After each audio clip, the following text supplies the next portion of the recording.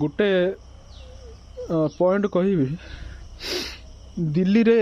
जंतर मंतर रे जो प्रोटेस्ट होनी से प्रोटेस्ट हवाटा ठीक कहीं कौच वीडियो भलसे देख एबे जो नीट एग्जाम पेपरटा लीक होती कहीं देख दीटा सॉल्यूशन जदि हम ना कहा जीवन जीवनी आज मु 2.5 वर्ष काल जो कुकुर बोली कहे मुझे सब रामू बोली कहे सी चलीगला आज कौन पर चलीगला मुझे कहूँ 2.5 वर्ष है आम यही भद्रक जिला बासुदेवपुर ब्लॉक रे जो पशु मेडिकल अच्छी से टाइम तक 2.5% पेंशन दो आगु जड़े सार थिले सी सार 2.5 वर्ष तक इंजेक्शन देते प्रति 2 मास 3 मास थे इंजेक्शन दि जाए स्किन इन्फेक्शन हुए बोली आज जाए तार किसी है नथिला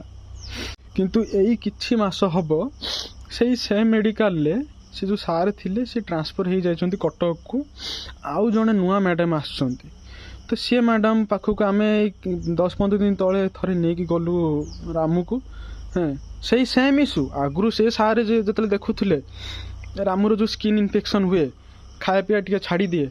2-3 दिन खाइबनी से सेम इश्यू भी होता एथर तो सी सार जो मेडिसिन दौले से मेडिसिन काम कर रामू सुस्थ होता किंतु से मेडिसिन लिस्ट जाक प्रेस्क्रिप्शन यही मैडम को हम देखली कि मैडम यही घटना आगुरी सार ये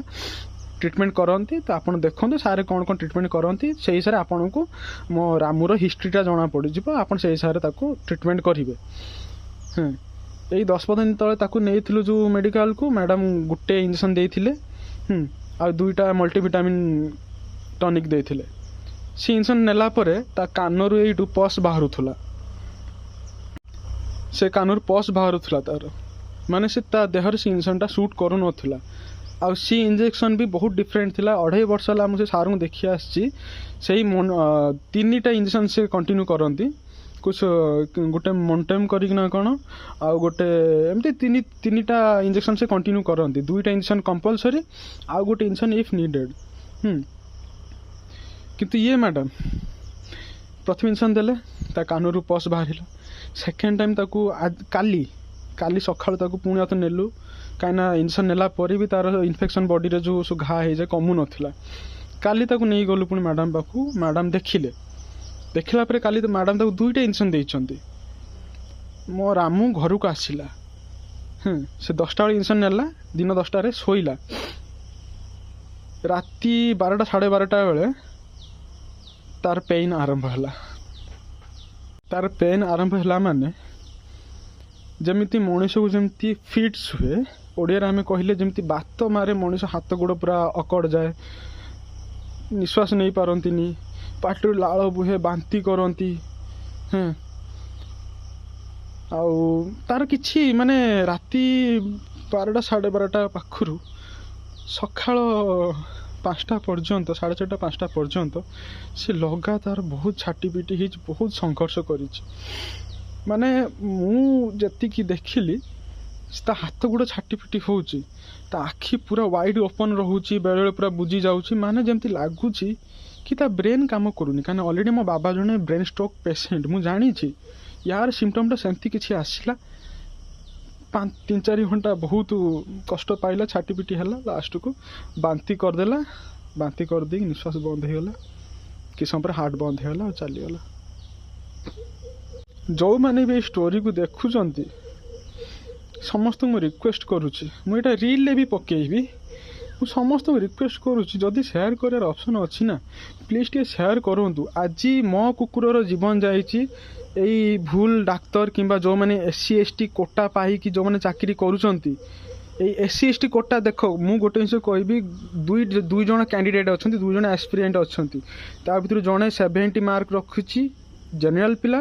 आउ जड़े 50 मार्क रखी SC ST पिला किंतु ये भारतर ये संविधान भारतर ये गवर्नमेंट एते माने थर्ड क्लास एम भाव चिंतार शक्ति नहीं एम से 70% रखी पिला के डॉक्टर बोली सिलेक्ट करेंगे किंतु से कास्ट कोटा देकी रिजर्वेशन देकी 50% रखा पिला को मेडिकल ले डाक्तर बनईदेवे और सही डाक्तर भूल मेडिसिन देकी लोकों जीवन नेबे। यही किछि दिन तले सही ବାସୁଦେବପୁର ବ୍ଲକ ଅନ୍ତର୍ଗତ ଯେଉଁ ଗଭର୍ଣ୍ଣମେଣ୍ଟ ହସ୍ପିଟାଲ ଅଛି ମଣିଷମାନଙ୍କ ପାଇଁ, ସେଇଠି ଗୋଟେ ଇନସିଡେଣ୍ଟ କହୁଛି। ସାମାନ୍ୟ ଗୋଟେ ଛୋଟ ପିଲା, ଆମ ଗାଁ ପାଖ ପିଲା, ତା ଆଣ୍ଠୁରେ ଗୋଟେ କଣ୍ଟା ପଶି ଯାଇଥିଲା। ସାମାନ୍ୟ ଗୋଟେ ଟିଟାନସ୍ କିମ୍ବା ଆଣ୍ଟିବାୟୋଟିକ୍ କିଛି ଦେଇଦେଲେ ସେଇଟା ଭଲ ହେଇପାରିଥାନ୍ତା, କିନ୍ତୁ ସେ ପିଲାକୁ ଏମିତି କ'ଣ ଇଞ୍ଜେକ୍ସନ୍ ଦେଇଦେଲେ ସେ ପିଲା ସାଙ୍ଗେ ସାଙ୍ଗେ ତା ପ୍ରାଣ ଚାଲିଗଲା। ଆଉ ସେଇ ବାସୁଦେବପୁର ବ୍ଲକ ଅନ୍ତର୍ଗତ ଏଇ ପଶୁ ଡାକ୍ତରଖାନାରେ ଆଜି ମୋର ଗୋଟେ ନିଜର, ତାକୁ ମୁଁ ଭାଇ ଭଳିଆ ମାନୁଥିଲି, ମୋ କୁକୁରକୁ ରାମୁକୁ। ମୋ ମାଆ ତାକୁ ଛୁଆ ଭଳିଆ ମାନୁଥିଲା। ତମେ ତମ ଘରେ ଲକ୍ଷ ଲକ୍ଷ ଟଙ୍କା ହସ୍କି ଲାବ୍ରାଡୋର ରଖିବି, ତମେ ତାକୁ ସେତିକି ଟ୍ରିଟମେଣ୍ଟରେ କି ସେତିକି ଫ୍ୟାସିଲିଟି ଦେଉନଥିବ। ମୁଁ ଦେଉଥିଲି ତାକୁ। କେବେ ମୁଁ ତା ବେକରେ ଚେନ୍ ବାନ୍ଧିନି, ତାକୁ କେବେ ବାନ୍ଧିକି ରଖେନି। ସିଏ ଘରର ମାଲିକ ଭଳିଆ ତାକୁ ସବୁଆଡ଼େ ତାକୁ ମୁଁ ଟ୍ରିଟ୍ କରେ। ତା ପାଇଁ ମୁଁ ଲୋକଙ୍କୁ ଗାଳି ଦିଏ, ତା ପାଇଁ ମୁଁ ଲୋକଙ୍କୁ ପାଟି କରେ। ନିଜ ମାଆ, ନିଜ ବାପା ମାଆଙ୍କୁ ମୁଁ ବି ଗାଳି କରେ ଯଦି ସେମାନେ ଯଦି କିଛି ଭୁଲ କରନ୍ତି ମୋ କୁକୁର ସହିତ। ସମସ୍ତେ ଭଲ ପାଉଥିଲେ, ଆଜି ସିଏ ଆଉ ନାହିଁ। ଆଉ ଦେଖ, ମୁଁ ଦାବି କଲେ ମୋ ଦାବିଟା ପୂରଣ ହେବ କି ନ ହେବ, କାହିଁକିନା ଭାରତର ଏଇ ଯେଉଁ ଜୁଡ଼ିସିଆଲ ସିଷ୍ଟମ୍, ଭାରତର ଏଇ ଯେଉଁ ପୋଲିସ ସିଷ୍ଟମ୍ ଆଉ ଭାରତର ସମ୍ବିଧାନ, ଏମାନେ ମଣିଷଙ୍କୁ ନ୍ୟାୟ ଦେବାର ଏମାନଙ୍କର କ୍ଷମତା ଆଉ ନାହିଁ। ଏମାନେ ଅନ୍ଧ, କରପ୍ଟେଡ଼ ସବୁ ହେଇସାରିଛନ୍ତି। ନା ମୁଁ ଏମାନଙ୍କୁ ସମ୍ମାନ ଆଉ ଦେଉଛି, ନା ମୁଁ ଆଉ ବିଶ୍ୱାସ କରୁଛି। ମୁଁ ଖାଲି ଗୋଟିଏ, ଖାଲି ମୁଁ ଭଗବାନ କରି ମୋର ବି ଆଉ ଭରସା ପାଉନି। ଯାହା ବି ହଉ, କେତେ କ'ଣ ସ୍ୱପ୍ନ ଦେଖିଥିଲି ମୋ ରାମୁ ପାଇଁ, ଛାଡ଼। ମୁଁ ଖାଲି ଗୋଟିଏ ଭଗବାନ ପ୍ରାର୍ଥନା କରୁଛି, ଏ ଦେଶରୁ କାଷ୍ଟ ସିଷ୍ଟମ୍କୁ ହଟାଯାଉ। ବହୁତ ଭଲ ଭଲ ଯୋଗ୍ୟ କ୍ୟାଣ୍ଡିଡେଟ୍ ମାନେ, ସେମାନେ ଚାକିରି ପାଉନାହାନ୍ତି, କିନ୍ତୁ ଯେଉଁମାନେ କମ୍ ଯୋଗ୍ୟତା, ଯେଉଁମାନେ କହିବାକୁ ଗଲେ ଯେଉଁମାନେ ମୂର୍ଖ, ସେମାନେ ଡକ୍ଟର ହେଇଯାଉଛନ୍ତି, ତାଙ୍କ ପାଇଁ ନିରୀହ ଜୀବନ ଯାଉଛି। କାଷ୍ଟ ସିଷ୍ଟମ୍କୁ ହଟାଅ।